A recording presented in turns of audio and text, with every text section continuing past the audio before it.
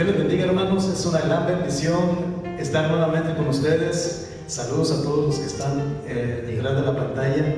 Es una gran bendición, repito, que Dios permita que estemos trabajando para su obra. Por misericordia de Él es que estamos nosotros aquí. Mandamos saludos para todas las personas que nos están viendo vía internet a través de las pantallas.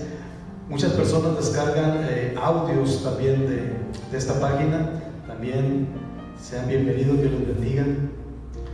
El día de hoy tenemos un invitado muy especial y damos gracias a Dios por ello. Es el pastor Mario Chávez de la iglesia Monte Carmelo, aquí en Mazatlán, Sinaloa.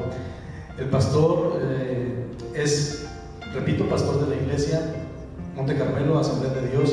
También es maestro de Instituto Bíblico y está por terminar la licenciatura en Teología. Y yo me gozo de la presencia de usted. Bienvenido, pastor. Siempre. Gracias, hermano. Dios les bendiga. Es un gusto estar aquí con ustedes compartiendo este tema tan importante que hoy en este día les vamos a traer a ustedes. Un tema muy importante, muy apasionante, de mucha importancia, y espero que sea de grande bendición para sus vidas. La pregunta aquí es, pastor, ¿cuál tema? La gente que está mirando atrás de la pantalla ya de inmediato, ¿de qué irán a hablar hoy? Así es. Y me gustaría que diera, el tema que vamos a estar hablando para que la gente empiece a saborear la enseñanza que traemos con la intención de edificar y de bendecir a la gente que está sintonizando. Pues bien, nuestro tema es la soberanía de Dios. Todo lo que conlleva la soberanía de Dios y la importancia doctrinal que tiene en este tiempo entender la soberanía de Dios para nuestra vida. Espero, ¿verdad?, que este tema que vamos a desarrollar, usted lo atesore en su corazón, porque entenderá mejor los propósitos de Dios en su vida y será de grande bendición. Saber lo que Dios quiere para su vida, lo que Dios hace en la vida de las personas, es comprender más a Dios en nuestra vida, y eso nos trae paz, gozo, y caminamos de una manera más bendecidos, fortalecidos en Dios. Fíjese que sí que es bien importante tratar de conocer a Dios. Jesús dice en su palabra, escudriñar las Escrituras, porque a ustedes les parece que en ella está la vida eterna. También en el camino de Emaús dice que iban a dos personas, Dios camina con ellos, pero tristemente ellos no conocían a Dios. Caminaban con Dios, pero no le conocían. Así es. Entonces dice ese pasaje en el libro Evangelio de San Juan, casi al final, la caminata de Emaús, que Dios empieza a citar las Escrituras desde el Antiguo Testamento, y todo el Antiguo Testamento citaba e indicaba a Jesús. Y ya cuando llegan, se disponen a cenar, porque estas personas invitaron a Jesús porque ya era de noche. Cuando Jesús bendijo los alimentos, partió el pan, se dieron cuenta que Él era Jesús, cayeron la venda de los ojos, pero al instante Él desapareció. ¿Qué queremos decir con esto? Que muchas de las veces el cristiano camina con Dios y no conoce a Dios. Sí es. Eso es algo de considerar. Sabemos que el mundo, la gente que no quiere nada con Dios, de ende, ya está bloqueado en su mente, en su corazón, y pues hay cosas que a veces no entendemos. ¿Por qué pasan esas cosas? La palabra de Dios dice: la salvación no depende del que quiere o del que corre más recio, sino de aquel que Dios tiene misericordia. Se vuelve a poner la soberanía de Dios. Así es. Pero creo que lo más correcto es comenzar definiendo qué es la soberanía de Dios, pastor. Claro que sí. Bueno, vayamos al tema, la soberanía de Dios. Pero quiero compartirle este versículo bíblico que habla el salmista en el Salmo 135, versículo 6, que nos dice la Escritura: todo lo que Jehová quiere lo hace, en los cielos y en la tierra, en los mares y en todos los abismos. Entendemos y comprendemos la soberanía de Dios. ¿Qué nos enseña la soberanía de Dios? Nos enseña quién es Dios, por qué hace las cosas y cómo las hace, cuándo las hace. La soberanía de Dios podemos entenderlo como el gobierno absoluto de Dios sobre su creación, porque Él es omnisciente, Él lo sabe todo, es omnipresente porque Él está en todo lugar, tiempo pasado, tiempo presente, tiempo futuro, y es omnipotente porque Él es el Todopoderoso. Y entendemos como soberanía o como soberano, hermano, hermanos que nos escuchan, como aquel que tiene el máximo poder y autoridad sobre algo. Y sabemos que la soberanía de Dios, así es, Dios tiene el máximo poder y autoridad sobre toda su creación. Todas las cosas, como dijo Pablo, visibles e invisibles. Esto es la soberanía de Dios. Pero si entendemos que la soberanía de Dios, Él tiene el poder, la autoridad y el control de todas las cosas, a la misma vez nos surgen los siguientes cuestionamientos. Si Dios es soberano y tiene el control de todo, surgen las siguientes preguntas. Como algunas personas se podrán preguntar, si Dios es soberano, omnipotente, bueno, ¿por qué permite que los inocentes sufran? Otro cuestionamiento que se puede hacer las personas: ¿por qué si Dios es bueno, es por qué hay tantas guerras aquí en este mundo? ¿Por qué las personas mueren sin explicación y vienen grandes calamidades? Mucha gente se pregunta y dicen: ¿por qué hay entonces violaciones, mujeres, niños abusados, homicidios, accidentes trágicos? ¿Por qué tanto mal y sufrimiento en el mundo? Todo esto lo podemos contestar en base a entender la soberanía de Dios. Y ya el pueblo de Dios, lo que es el pueblo de Dios que ha conocido a Cristo, ha entregado su corazón a Cristo y a veces no entiende la soberanía de Dios, también ellos se cuestionan a veces, ya como creyentes, hijos de Dios. Algunos se preguntan: ¿por qué yo vivo una vida atribulada? ¿Por qué me pasa esto a mí? ¿Por qué me sucede a mí si yo busco a Dios, voy a la iglesia, alabo a Dios y estoy pasando esta situación? Y en muchas ocasiones, a veces el ya creyente, el hermano que ya conoce de Cristo, no entiende la soberanía de Dios. E incluso vamos más allá, le atribuyen los problemas en ocasiones al enemigo. El Señor le reprenda al diablo y dicen de que todas las cosas malas que están pasando en su vida es por culpa del diablo. Entonces entramos allí en un cuestionamiento, una razón de a veces que le atribuyen más poder al enemigo que al mismo Dios, por no entender la soberanía de Dios. Fíjese, escuchando lo que acaba de dar por definición de lo que es la soberanía de Dios, existe un versículo que me gustaría citar. Dice la palabra de Dios en 1 de Crónicas 29:11: Tuya es, oh Jehová, la magnificencia, el poder, la gloria, la victoria, el honor, porque todas las cosas que están en los cielos y en la tierra son tuyas. Tuyo, oh Jehová, es el reino y la altura sobre todos los que están por cabeza. Es claro que Dios gobierna sobre los reyes, sobre todos los que en este mundo tienen autoridad. Es claro que está hablando sobre lo terrenal, pero también es soberano sobre lo espiritual. Usted acaba de mencionar que mucha gente cuando está atribulada le echa sus problemas, le echa la culpa de sus problemas al diablo. Y este es un gran problema, porque a raíz de esto se crea toda una teología de guerra espiritual mal encausada y literalmente mal hecha. Dice la gente, algunos, no todos, gracias a Dios que no todos, y estamos hablando en este caso pastores, dicen: vamos a reunir a toda la iglesia, los invitamos porque el día fulano de tal vamos a hacer guerra espiritual. O sea que nada más ese día están en guerra, los otros días no están en guerra. Ahora, se supone que Efesios habla de que de la armadura de Cristo.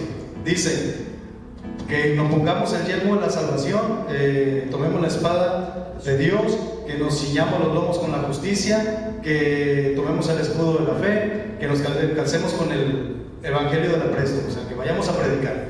Mucha gente toma ese versículo y lo utiliza como un caballito de batalla para muchas veces justificar lo injustificable. Y reúnen a la gente para la iglesia, para tal día se va a haber oración de guerra espiritual. De entrada, sin nada más de entrada, quiere decir que ese día están en guerra, los otros no. Ok. Ya llega el famoso día de guerra espiritual y empiezan a hablar en lenguas. Yo no tengo nada en contra de las lenguas, al contrario, yo soy pentecostés, yo creo mucho en las lenguas. Pero piensan que hablando lenguas están haciéndole guerra al diablo. Ahora, mucha gente no solamente las habla, las grita. ¿Es correcto gritar las lenguas para hacer guerra espiritual? No creo. 2, empieza a reprender al diablo, atarlo y hacerle mil cosas, zancadilla, piquete de ojo, con un trinche ahí le pican la costilla. Y cuando la palabra de Dios dice que no blasfememos de las potestades superiores, en el caso bíblico, el arcángel Miguel solamente lo reprendió. Entonces valdrá la pena hacerle piquete de ojo, manita de cuerpo, sacarle la lengua. No creo tampoco. Y comienza un desorden en la iglesia y termina en una euforia, cuando la guerra espiritual, tomada dentro del contexto de Efesios, es creer que soy salvo en Jesucristo. Ese es el yelmo de la salvación. A mí nadie me tiene que quitar esa idea de la cabeza, porque la palabra de Dios es fiel y yo creo lo que escribe, y creo que la salvación es por fe, no por obras. También dice la palabra de Dios que vayamos a predicar, que hagamos discípulos. También dice la palabra de Dios que seamos, nos enseña que seamos bíblicos. Dice, sean como los nobles de Berea, que cotejan si lo que estamos predicando es verdad, está de acuerdo a las escrituras o no. Entonces, eso es lo que significa tomar la espada, que es la palabra de Dios, el escudo de la fe. Cuando vienen filosofías erróneas acerca de los atributos de Dios que me hacen menguar a mí mi fe, para eso yo tengo que tener el escudo de la fe, entender que soy oveja de su prado, que Jehová es mi pastor y que nada me va a faltar, y que para los que aman a bien para los que aman a Dios todas las cosas les son para bien. Dice también ceñirnos con el cinto de la justicia. Cuando yo soy justo en mis tratos, cuando yo no le robo a nadie, cuando alguien se equivoca al darme algo a cambio que me está dando de más, sea dinero, sean bienes, lo que sea, yo tengo que ser íntegro primeramente delante de Dios para decir, hermano, me está dando de más. O dice, balanzas justas, también dice el Señor. Entonces, cuando nos ponemos el cinto de la justicia, inclusive abarca también la integridad en cuanto a la verdad o a la mentira.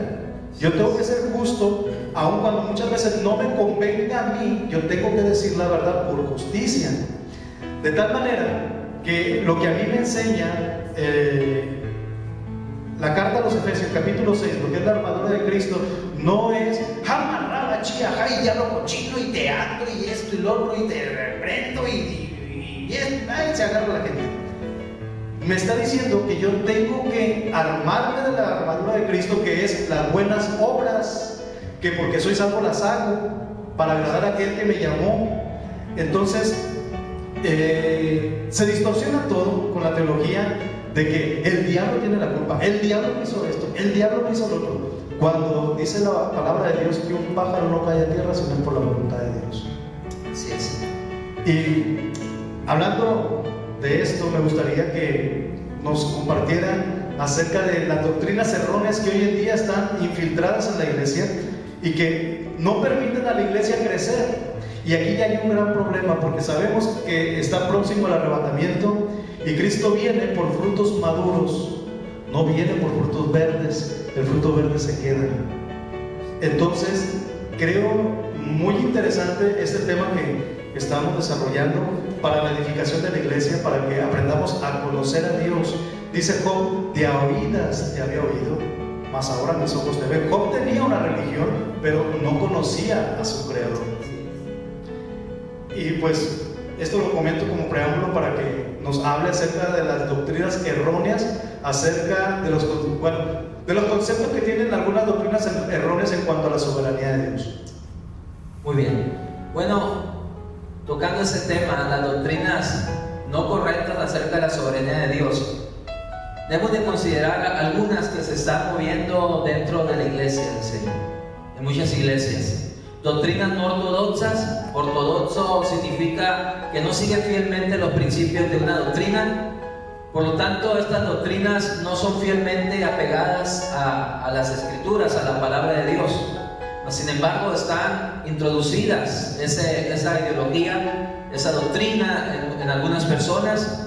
Y una de ellas tienes el concepto, doctrinas no ortodoxas de la soberanía de Dios, es que dicen es que Dios es un Dios malo, porque Dios, Él es bueno y Él no puede permitir que las personas sufran, que las personas enfrenten problemas, que las personas enfrenten dificultades. Por lo tanto, dice, Dios es un Dios bueno y no permite lo malo. Una pausa aquí. Me da la impresión de que esta gente que trae esa forma de pensar y tienen una idea de Dios como un Dios hippie, amor y paz. No pasa nada malo. ¿Pudiera ser? Bueno, es que es la ideología que le han enseñado, y sobre todo doctrinas que se están propagando, como la doctrina de la prosperidad, que hablan acerca solamente del bienestar del hombre, si está bien económicamente, si está bien de salud, es que está viviendo agradablemente delante de Dios. Ellos dicen en esa doctrina. Ser próspero significa estar haciendo la voluntad de Dios en su doctrina. Mas sin embargo, nosotros vemos claramente ejemplos a través de la palabra de nuestro Dios, que hay hermanos que sufrieron, que hay hermanos que padecieron, que hay hermanos que fueron muertos a causa del Evangelio. En su fidelidad, mantener su fidelidad a Dios le costó la vida. Entonces, el mismo apóstol Pablo dice que el cristiano va a pasar por muchas tribulaciones en su vida, lo que descartaría entonces la doctrina esta tan errónea, lejos de la verdad, acerca de la prosperidad, y que dicen es que Dios es un Dios que te va a bendecir en todos los aspectos, y si no es así es porque algo estás haciendo mal en tu vida.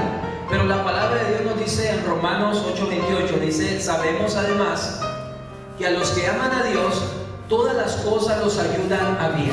Esto es, a los que conforme a sus propósitos son llamados. Entonces podemos entender claramente que si a veces en nuestra vida hay problemas, hay dificultades, estamos pasando tribulaciones, estamos pasando necesidad, es porque Dios quiere hacernos crecer en fe, quiere hacernos crecer espiritualmente, porque todas estas situaciones nos ayudan en nuestra vida espiritual, hermano David. Fíjense, me llama la atención aquí dos puntos. La famosa doctrina de la prosperidad. Punto número 1. Cuando esta gente evangeliza, ¿qué es la primera imagen que presentan del Dios al cual ellos predican? Digo que al cual ellos predican porque no es el mismo Dios que yo predico. Sí. Yo predico, y está mal usar la expresión yo porque el yo no vale. Disculpen. Pero cuando me toca evangelizar, siempre trato de presentar el Dios de la salvación, el Dios santo, que exige de nosotros arrepentimiento. No así los predicadores de la prosperidad. Primero presentan al Dios de las añadidurías. Así es. Entonces la palabra de Dios dice, busca primero el reino de Dios y su justicia, y lo demás te será añadido. ¿Qué es buscar el reino de Dios y su justicia? Arrepentimiento y conversión, porque son dos cosas diferentes. Arrepentimiento es camino en sentido rumbo al sur, entiendo que voy mal y ya no camino hacia el sur, sino que ahora camino al norte, un giro de 180 grados. Y la conversión es restituir el agravio que yo he hecho. ¿Sabe que antes de conocer a Cristo yo no robé, hermano? Sabemos que sin Cristo yo no le pido disculpas ni me le paro por enfrente. Pero una vez que Dios nos alcanza, entonces el Espíritu me empieza a redarguir. Ve y busca y ponte cuentas. Entonces, si ya de plano no traigo dinero para restituir, en este caso si es económico el daño, por lo menos dar la cara. Hermano, ¿sabe qué? Discúlpeme, le fallé. Gracias a Dios, Cristo alcanzó mi vida y me hizo entender que estoy mal. Y yo quiero estar en paz con Dios, quiero estar en paz con usted. Honestamente no tengo para pagarle, pero haré todo lo posible, aunque sea a unos, restituir lo que tomé de usted. Ya que si usted en su infinita misericordia pasa por alto, se lo agradecería mucho, pero no es mi intención chantajearlo, simplemente decirle, me es muy difícil, pero aquí estoy, hermano. Y si usted quiere que yo le pague y no tengo dinero, por lo menos hago algo por usted, trabajo, lo que sea, pero aquí estoy y vengo a ponerme en cuentas con Dios y con usted. Eso es el convertimiento. Entonces, estas personas de la prosperidad no presentan a ese Jesús, presentan, entrega tu vida a Jesús y Dios te va a sacar del hoyo en el que estás. Cuando Jesús dice, en el mundo estás y vamos a tener tribulaciones, pero estar firme porque yo he vencido. Entonces, dicen, ve a orar por un enfermo que está en el hospital, y ya va una persona evangélica que conoce a Dios, y lo primero que hace, inclusive antes de empezar el plan de salvación, es hacerle entender que está en grave problema porque está a punto de partir a la presencia del Señor y es necesario que se arrepienta y que entregue su vida a Jesús. Hay veces que Dios, en su infinita misericordia, en la soberanía aplicada a su misericordia, lo sana y lo levanta. Y hay tremendos testimonios de gente que ha estado muerta y ha resucitado, gente que ha tenido cáncer, gente que ha tenido sida y ha sanado. Esa es la soberanía de Dios aplicada a la misericordia. ¿Por qué? Porque con nosotros no actúa de igual manera. ¿Por qué? Porque es soberano. Entonces, cuando llego, quiero imaginarme una escena de un predicador de la prosperidad. Tú entrega tu vida a Jesús y Dios te va a sanar. Y luego dice, lo decreto, declaro sanidad y decreto que te levantas. Y hay gente, ay Dios, que se atreve todavía a decir, en 3 días se levanta, el Señor me lo reveló. Ese es otro problema, ¿verdad? Y se muere. Fíjense que hay un problema. No llegó y presentó a Jesucristo del arrepentimiento, al Dios Santo. Llegó y presentó al Dios de la prosperidad, de la añadiduría. No, pero es que no estamos hablando de dinero. Es que le profetizó o le dijo que lo iba a levantar. Eso es una prosperidad. Estaba enfermo, ahora va a estar sano. Ese es un gran problema. Ahora, ya para terminar, si la teología de la prosperidad dice que si yo no tengo bienes, si estoy pasando por atribulaciones económicas, es que estoy en pecado. Quiere decir que Jesús fue el más pecador de todos, porque él dice que no tenía ni dónde recostar su cabeza. Que Juan el Bautista, pues también como que le seguía, porque nomás comía leche, miel silvestre y abejas. Y el profeta Elías, pues vestía con piel de cabra y andaba a los montes. O sea, ¿qué hacemos con eso? Así es una mala concepción del Evangelio que algunas personas están predicando hoy. ¿Qué pasa entonces cuando pues vienen las luchas, vienen los problemas, vienen las situaciones? Dicen, el diablo o dos, me voy de la iglesia, porque Dios no contestó lo que me pidieron, lo que me dijeron que iba a suceder en mi vida, no pasó, y se van de la iglesia porque les presentaron un evangelio diferente al de Cristo Jesús. El cual sea el tema, dice la Biblia. Entonces, esto trae muchos problemas hoy en la actualidad, porque hay personas que llegan a la iglesia creyendo en todo corazón que Dios va a solucionar en sí todos sus problemas físicos, económicos, familiares. Mas sin embargo, Dios nos presenta, como dijimos hoy, es necesario para venir a Cristo, hay que arrepentirse y hay que tener una conversión. Yo les digo en la iglesia, hermanos, es necesario arrepentirse. Arrepentimiento es cambio de rumbo y convertirse a Dios. Convertirse a Dios es entregarse enteramente, como usted lo dijo, a nuestro Señor Jesucristo, convertirse a Él. Porque escuche, yo te lo digo, muchos se han arrepentido, pero no se han convertido. Así es. Y algunos se han convertido, pero en muchas cosas, pero no en hijos de Dios, en cristianos fieles que viven una vida agradable delante del Señor. Entonces la pregunta es, ¿se convirtieron? Sí, pero ¿en qué se convirtió? Mucha gente dice, y lo voy a decir en forma de broma, diablos remojados. Diablos remojados. Santo Dios. Bueno, continuando con las doctrinas no ortodoxas de la soberanía de Dios, vimos ya un punto. Y el otro es otro que mi hermano acaba de comentar hace algunos momentos, acerca de los decretos. El hombre, otra doctrina no ortodoxa acerca de la soberanía de Dios, es que el hombre dice que puede cambiar la voluntad de Dios. Puede cambiar la voluntad de Dios. Y han enseñado una mala concepción, una mala doctrina acerca del propósito de la oración y del ayuno. Así es. Enseñándoles de que si tú oras, si tú haces una cadena de oración, entonces Dios va a cambiar esa situación. Manita de coche. no sabiendo que Dios tiene a veces un trato especial para cada persona. Y Dios lo tenía en un plan, en un trato especial. Pero ellos o muchas personas no quieren enfrentar ese trato de Dios. Dicen, pues vamos a orar. Y más vamos allá. Vamos a meterle turbo. Vamos a meterle ayuno. Ayuno para ahora sí forzar a Dios a que haga mi voluntad y no la voluntad que tiene Dios para mi vida. Entonces esa es una idea no ortodoxa de la soberanía de Dios, donde el hombre cambia o quiere cambiar la voluntad de Dios, los designios de Dios, por sus propios deseos, por los propios anhelos que la persona tiene en su corazón, enseñando un propósito diferente a lo que nos enseña la palabra de la oración y el ayuno, porque la oración nos trae relación, nos trae intimidad con Dios.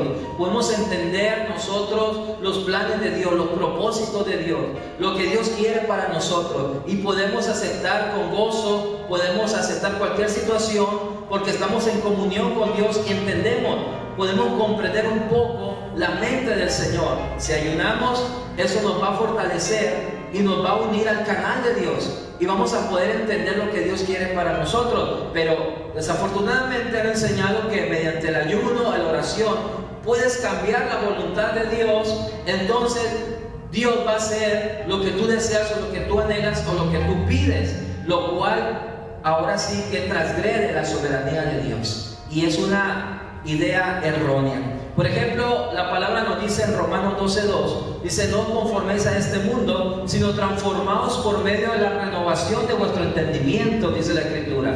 Dice, para que comprobéis cuál es la buena voluntad de Dios, que es agradable y perfecta. La voluntad de Dios siempre va a ser perfecta, es agradable, y nosotros tenemos que entender cuál es la voluntad de Dios para nuestra vida. ¿Estás padeciendo alguna situación, alguna enfermedad, algún problema en tu vida? Glorifica a Dios, exalta el nombre del Señor, que Dios tiene el control de tu vida y Él siempre va a querer lo mejor para ti. Pero es necesario que entiendas que Dios es un Dios soberano, un Dios que tiene el poder y el control sobre todas las cosas. Así que regocíjate en esto que está pasando, que Dios quiere bendecirte y quiere sacar lo mejor de tu vida, hermano.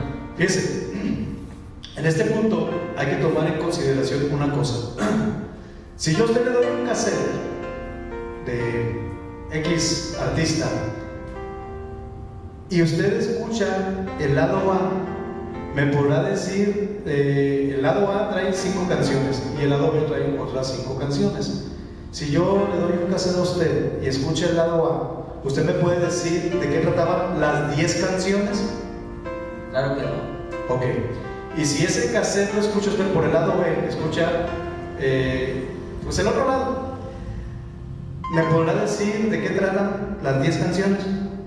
Sí, que ya escuché el lado A y el lado B. Exacto. Ahí quería llegar. Mucha gente no entiende el concepto para qué es la oración y el ayuno. Piensa que es para hacer guerra espiritual, cuando a mí la Biblia me enseña que la oración y el ayuno es para adorar a Dios. Adorar a Dios.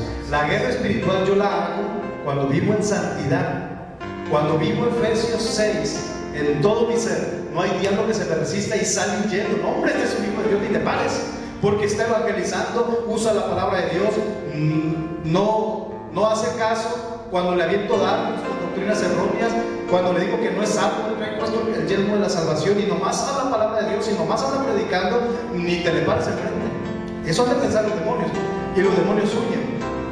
Ahora, esta doctrina errónea hace pensar que con oración y ayuno yo le puedo hacer manita de coche. Sí, entonces toman el lado A del cassette y dicen: es que la reina Esther convocó oración y ayuno y Dios los libró de la mano de Amán. Entonces, si eso pasó con Esther, pues vamos haciéndolo todo, porque el todo va a aplicar. Pero Dios es muy variable. Dios no actúa con todos de igual manera. Dios no es equitativo. Dice la palabra de Dios que a uno le dio 5 talentos, al otro le dio 3 y al otro le dio 1. ¿Por qué no le dio 5 a todos? ¿Por qué no le dio 1 a todos? ¿O por qué no le dio 3 a todos? Por tanto, con cada uno trabaja de diferente manera. Ese es el lado A, que en oración y ayuno Dios le respondió a Esther. Pero no lo hizo Esther para hacer de mano de coche, sino para humillarse delante de la presencia de Dios y adorarlo, viviesen o muriesen. Dios los recompensó concediendo la petición de su corazón, que es el contexto de Salmos, que dice: deleítate en Jehová y asimismo Él concederá las peticiones de tu corazón, si estas están dentro de la voluntad de Dios.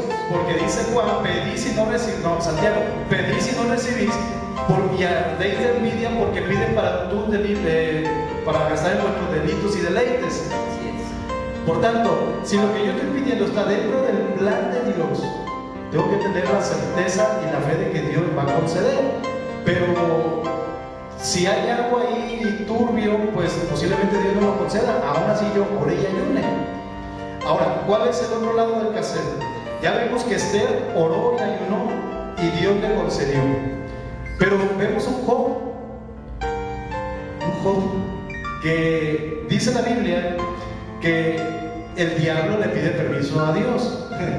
Entonces Dios le da permiso, le quita las cosas a Job, y vemos que Job dice: Jehová Dios dio, Jehová Dios quitó, sea bendito el nombre de Dios. No dice Jehová Dios y el diablo cochino lo reprenda, me quitó, y diablo cochino ahora me entregas y arrebato. Esa famosa frase, arrebato. Si Dios le entregó las cosas de Job en las manos del diablo, ¿cree usted que Job se las iba a poder arrebatar al diablo cuando Dios mismo se las había entregado? Claro que no. Ahora, vemos el lado neutral. ¿Cuál es el lado neutral? Vemos un José que fue vendido, fue encarcelado, fue olvidado por el copero.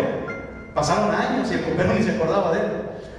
Pero no vemos a un José, y José se metió en oración y ató y arrebató y le hizo piquete de ojo al diablo. No, confió y esperó. Y dice Salmo: pacientemente esperé en Jehová, y Él inclinó su oído a mí y me sacó del hoyo de la desesperación, del lodo cenagoso. Por tanto, si alguien está pasando tribulación, ¿qué es lo correcto? ¿Agarrarse de las greñas con el diablo o aceptar la voluntad de Dios y ser humilde para preguntar: Señor, ¿qué deseas que aprenda de esta situación? Así es. Ahí está la moneda del año. Es necesario que el hombre entienda la soberanía de Dios. Así es. Entendemos el concepto de la soberanía de Dios y podemos vivir una vida en paz, una vida confiada en Dios, sabiendo que Él tiene el control de todas las cosas. A través de la historia bíblica, Dios ha mostrado su soberanía, actuando de una manera con unos y de otra manera con otros, sabiendo de que la voluntad de Dios siempre se va a cumplir en la historia, en los seres humanos, los acontecimientos, y que una persona haya enfrentado alguna situación de una manera no significa que la otra persona lo va a enfrentar de la misma manera, sino que Dios es un Dios que siempre actúa en su soberanía y Él tiene algo especial para cada quien. Al fin de cuentas debemos de entender que Él es Dios y todo lo que Él hace, todo lo que Él deja de hacer incluso, está bajo su soberanía y debemos de entender y comprenderla.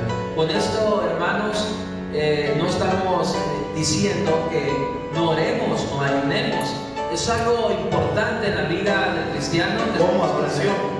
Orar, como ayunar, entender los planes y propósitos de Dios, honrar a Dios, adorar a Dios. Es importantísimo en nuestra vida devocional, pero estamos viendo el punto de vista al extremo donde lo han enfocado mal y lo han llevado a otra interpretación de lo que es la oración y el ayuno.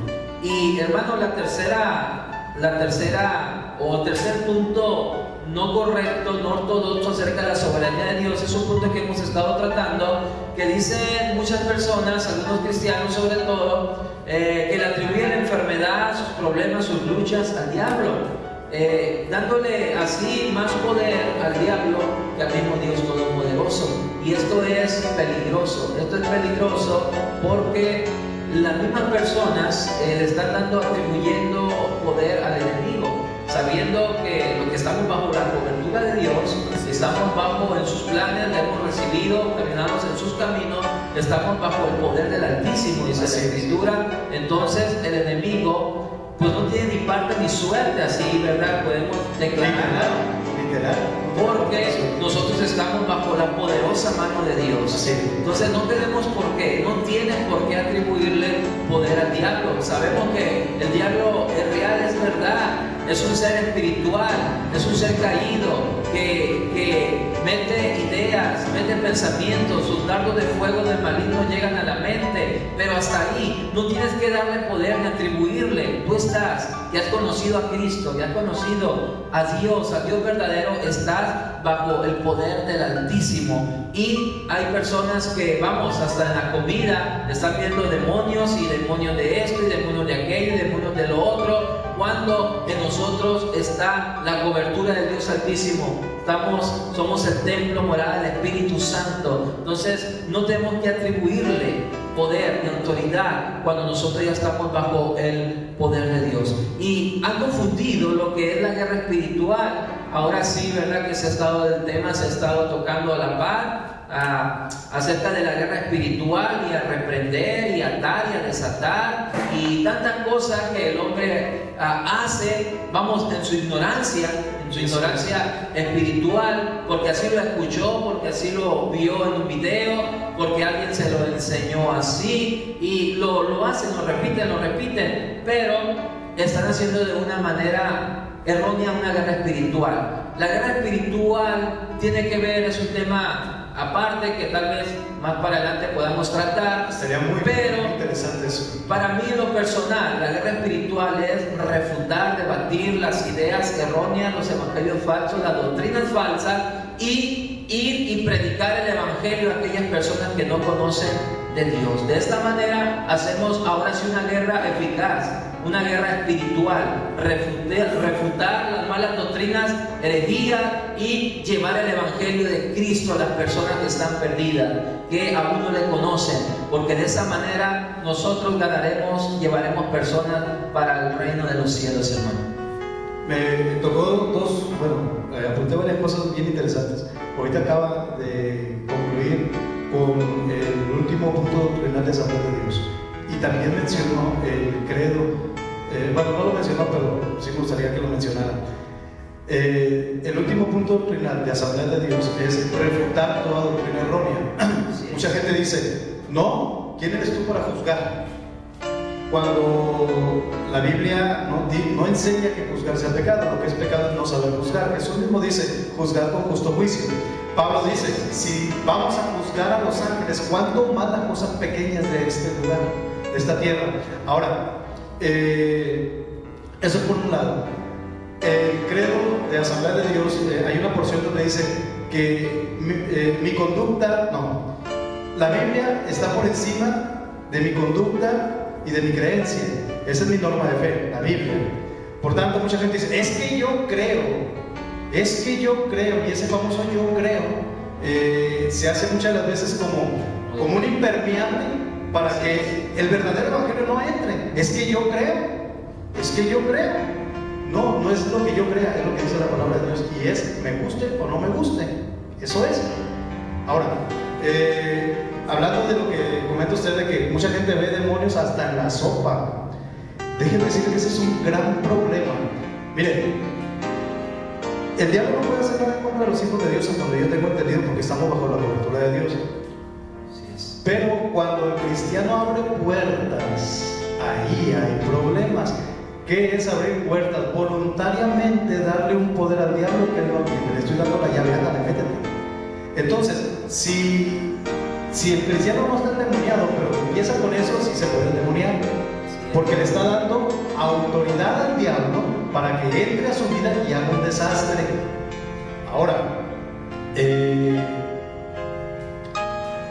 retomando un poquito, como comenzó esta última parte que acaba de desarrollar usted, mucha gente usa la oración y el ayuno porque dicen: es que tuve un sueño. Un ejemplo. Y aquí lo tocaremos en una ocasión cuando hablemos de las sectas, que estaremos tocando el tema del género cero. Dicen: es que Dios me dio un sueño y vi multitudes. Y toman como respaldo bíblico los sueños de José. Entonces, aquí hay un gran problema porque la Biblia dice: despierta tú que duermes y te alumbrará la luz de Cristo. No dice iglesia sueña, no dice así, dice iglesia despierta y te alumbrará la luz de Cristo. No, pero aquí yo tuve el sueño y multitudes y te tomamos el método del día 12 y vamos a crecer porque Dios me dio un sueño y me vi predicando a las 5,000 gentes. Puede lograrse, claro que sí se puede lograr, pero la pregunta es: ¿está dentro de la voluntad de Dios o no? Porque también el hombre puede hacer cosas. El hombre intentó hacer la Torre de Babel y comenzó y llegó casi a terminar. Entonces, hay cosas que el hombre dice: es que yo tuve un sueño, Dios me reveló, yo me vi multiplicando a multitudes, vamos a orar y ayunar y vamos a trabajar. Sí, estamos dando nuestra fuerza, nuestro intelecto y podemos lograr algo. La pregunta es: ¿el Espíritu de Dios está ahí o no está ahí? ¿Está dentro de la voluntad perfecta, buena, agradable y perfecta, o está en la voluntad permisiva? Y el termómetro es cuando ya tienen las multitudes, que se está predicando a las multitudes. Comienzan predicando bien al Cristo de la gloria, al Dios del arrepentimiento, cuando era algo muy pequeño, 10, 15, 20 gentes. Y Dios me dio un sueño y yo me vi predicándole a muchísima gente. Entonces, no siempre, pero muchas de las veces, el diablo empieza a meter vanidad, avaricia, soberbia en el corazón y sabiduría o poder sin amor se convierte en una tiranía. Entonces, muchas de las veces, estos pastores, es la visión y ándale, y cada uno, aquí habemos 10 gente, cada uno tiene que tener 10 células y lleven puros inconversos y les vamos a predicar. Empiezan a forzar a la oveja cuando a veces la oveja acaba de nacer y hacen cristianos microondas, y en base a la labor del hombre lograron o logran tener multitudes, pero cuando ya están las multitudes, no siempre, gracias a Dios, porque existen siervos de Dios hoy en día, pero sí muchos se han descarriado.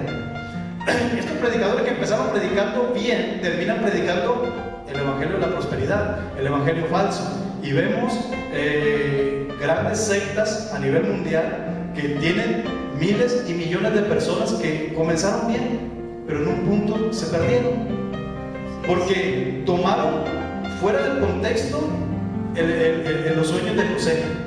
Cuando a mí en el Nuevo Testamento la Biblia me dice: despierta tú que duermes y te alumbrará la luz de Cristo. Tenemos que predicar el mismo Cristo a una persona o a mí, el Cristo del arrepentimiento. Así es.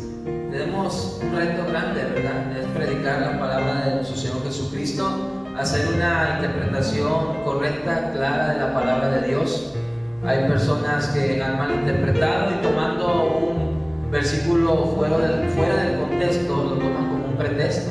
Y no forzar a dar lo que no puede dar, porque lo único que pasa es que se hacen cristianos microondas, y ahora hay libros que 40 días para hacerte cristiano. De crecimiento. Exacto. Entonces tenemos que estar muy atentos a la palabra del Señor, a la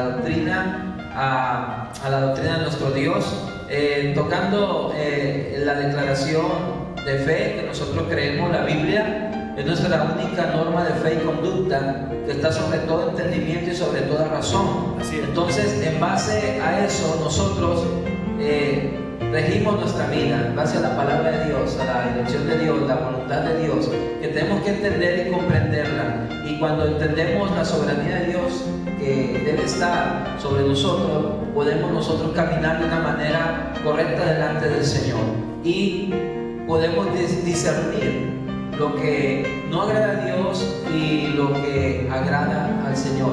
Y sobre todas estas sectas, vamos a ponerlo así, falsas, que están promoviendo herejías, que están promoviendo un crecimiento, pero de una manera secular, de una manera mercadológica, de una manera utilizando principios administrativos seculares para hacer crecer a la iglesia, y utilizan mucho lo que es la palabra avivamiento, crecimiento y no entienden lo que es el avivamiento verdadero que nos enseña la palabra de Dios.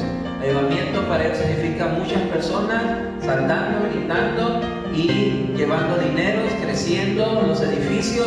Dice, este es el avivamiento que estamos esperando. Entreteniendo a la grey con espectáculos en el altar. Así es, y no predicando o viviendo lo que es la palabra de nuestro Dios.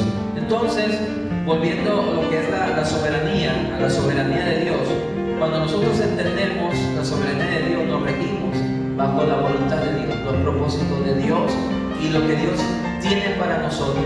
Muchos, como decía mi hermano David, el hombre tiene poder de parte de Dios. Dios le dio una capacidad para crear, para ser creativo, y en su afán de sobresalir, de crecer, el hombre ha creado, ha hecho muchas cosas, pero bajo su propia visión y dirección, y no bajo la voluntad de Dios. Y es donde el hombre tiende a perderse, a apartarse, a desviarse de los caminos de Dios, y debe de entender que aquí el propósito es honrar a Dios, que lo que hagamos, que lo que nosotros predicamos sea para glorificar el nombre de nuestro Dios y hagamos su voluntad. Porque habrá personas que en aquel día en tu nombre dirán, en tu nombre eché fuera demonios, en tu nombre hice tantas cosas, en tu nombre. Sacan las credenciales ministeriales. Así es. Queriendo apantallar a Dios. Y Dios le dirá, apartados de mí, malditos. Así es. Apartados de mí al fuego eterno. Porque en su nombre, en el nombre agarraron el nombre de Jesús, pero para un beneficio propio. No llevaron a cabo la visión de Dios, la voluntad de Dios, sino que ellos agarraron solamente el nombre de Jesús, del nombre del que vive, como dice Apocalipsis, pero por dentro estaban muertos. Entonces, en el nombre de Jesús empezaron a realizar, humanamente hablando, grandes logros, grandes cosas, crecimiento, pero solamente en su nombre, pero no estaban haciendo la voluntad de Dios, que al final de cuentas es lo que nosotros como sus hijos queremos hacer, la voluntad de Dios. Si Él es nuestro Dios, gran Rey y soberano, entonces nosotros estamos bajo su voluntad, bajo su autoridad, bajo su señorío, y tenemos que agradar a Dios con nuestra vida. Sea lo que haga, hermano o hermana, en su iglesia, sea lo que haga para el Señor, sea evangelizando, sea trabajando en la iglesia, sea predicando, sea lo que usted haga. Si usted lo hace bajo la voluntad de Dios y Dios lo tiene ahí trabajando en eso que Dios lo puso, usted está viviendo bajo la voluntad de Dios, y eso es agradable delante de nuestro Dios Todopoderoso. Así es. Dice en Mateo 7:21 que muchos dirán en aquel nombre, Señor, Señor, en tu nombre y en tu nombre y en tu nombre y en tu nombre. Y no se lo dice a la iglesia, se lo dice a los ministros. Porque dice que en tu nombre eché fuera demonios. ¿Quién es al que le llaman generalmente cuando hay un endemoniado? Al pastor. En tu nombre predicamos a multitudes e hicimos milagros. ¿Quién hace ese tipo de cosas? ¿La iglesia o los evangelistas? Los evangelistas. Entonces, y están ahora, no recuerdo qué argumento da. Los ministros son 3 argumentos que dan, y Dios le dice, apartados de mí, hacedores de maldad. Esa frase, hacedores de maldad, está bien tremenda, porque es el contexto de las palabras de Jesús cuando reprende a los fariseos. Les dice, hipócritas, les dice, recorren mar y tierra para ser un prosélito, y lo único que ustedes hacen son hijos doblemente del infierno, porque toda la cochinada que ustedes sabían, sabiendo también la verdad, decidieron voluntariamente no enseñar la verdad, sino la cochinada que había en sus corazones para hacerlos igual a ustedes. Y estos se hacen 2 veces más hijos del infierno, porque aparte de la maldad natural que ya traen, adquieren la que ustedes les enseñan y adquieren mayor condenación. Por eso también dice, no hagáis muchos de vosotros maestros, sabiendo que habrá más condenación. Por tanto, es tremenda esa frase de Mateo 7:21, y tiene que poner a pensar a todo ministro que tenga. Todos tenemos ministerio en la iglesia, pero aquellos que ya le predican a más de 3, 4, 5, tener cuidado y sujetarse a lo que la palabra de Dios dice, no a mis emociones, y entender que esa es la voluntad de Dios en donde yo debo moverme, porque yo tengo un Señor en el cual yo no me gobierno a mí mismo, ni puedo hacer de mi vida literalmente un papalote, porque para eso yo tengo un Señor que tiene soberanía sobre de mí. Así es. Bueno, entendiendo lo que es la soberanía de Dios, que es el tema que estamos tratando, ¿verdad? Es importante saber que Dios tiene control sobre todas las cosas. Pausa ahí. Una famosa frase que ya está muy metida también dentro del cristianismo. Entiendo la intención, pero también tenemos que ser inteligentes para orar. Dice, este sea vuestro culto racional. Entonces mucha gente dice, Señor, toma el control. ¿En qué parte lo perdió? Así es. Más cuando le dicen a Dios, ¿verdad? Ahora, en este momento. Le damos órdenes a la le ordenamos, le quieren ordenar a Dios lo que tiene que hacer. Me gustaría que se ampliara un poquito más porque es bien importante. Eso de que cuando vienen evangelistas y la iglesia les encantan los evangelistas, porque toma, ahora, ahí está, tócalo, a ese. ¿Qué pasa ahí? Así es. Bueno, pues vemos ahí un claro ejemplo acerca de cómo se violenta la soberanía de Dios, porque vemos cómo le quieren ordenar a Dios, le quieren contar a Dios a la 1, a las 2 y a las 3.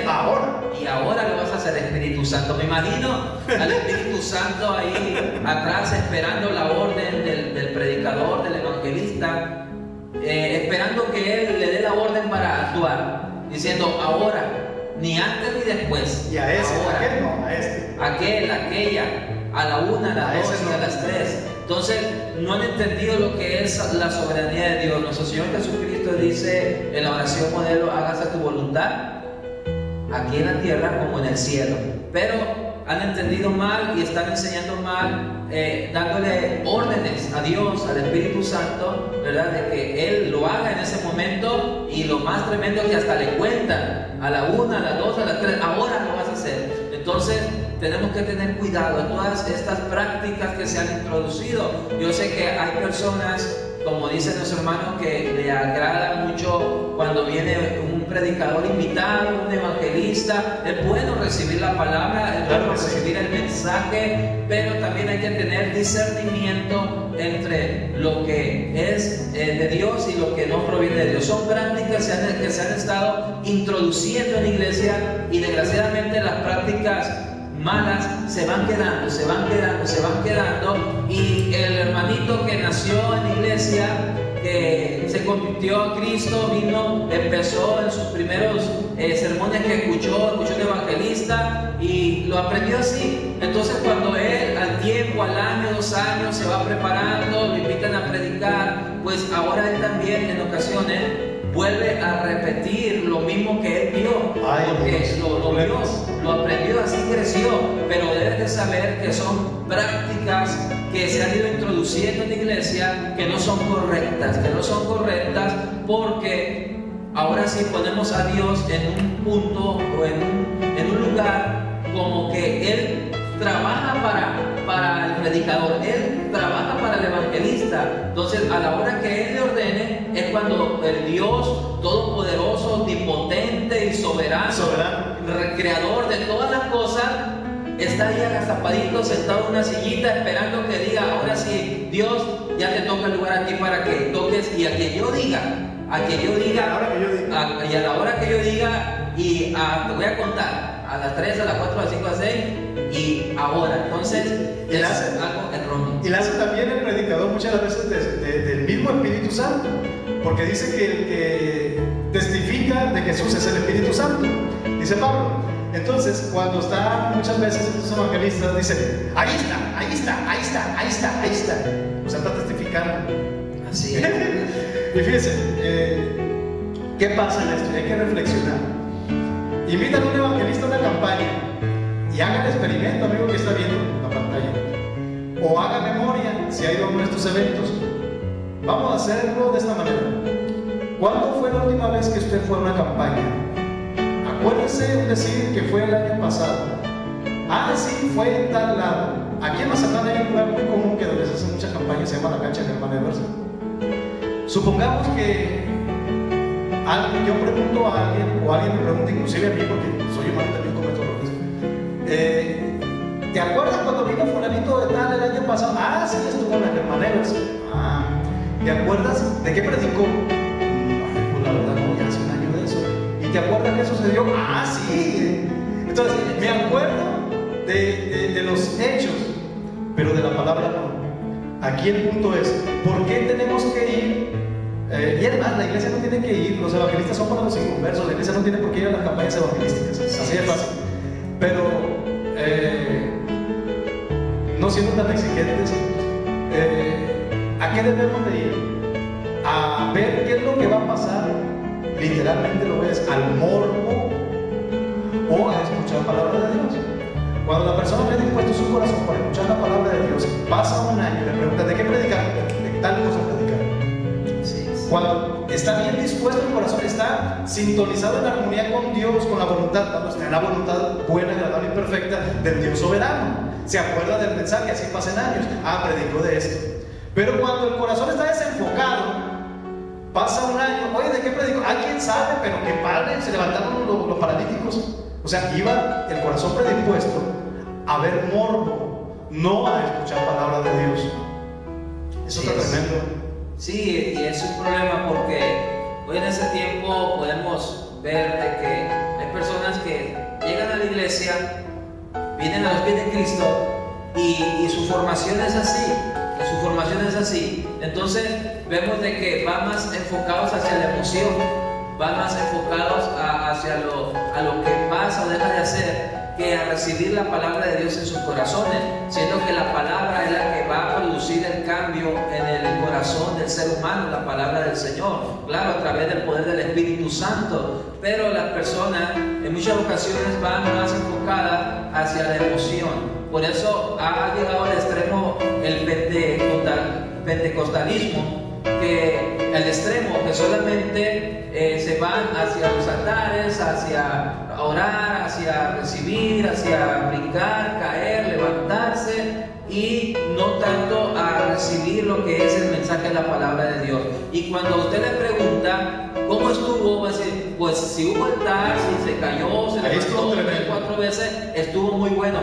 Pero si no pasó, o en ese momento oraron todos, doblaron sus rodillas, alguien se quebrantó por aquí, por allá, entregó su vida a Cristo, ¿cómo estuvo? Pues hay más o menos, dice, más o menos, porque las personas iban más predispuestas a ver lo que pasaba en el altar, si se caía, si no se caía, se brincaba, si el predicador daba 3, 4 brincos, una marometa, se gritaba mucho, y más que a recibir la palabra de Dios. Y ojo, tenemos que tener cuidado, la palabra de Dios es la que nos va a guiar, porque lámpara es a nuestros pies y lumbrera a nuestros caminos. Así que es la palabra que nos va a guiar por la senda de justicia y la senda de verdad. El mensaje, la predicación, la enseñanza, lo que nos va a hacer prevalecer, permanecer en los caminos de Dios.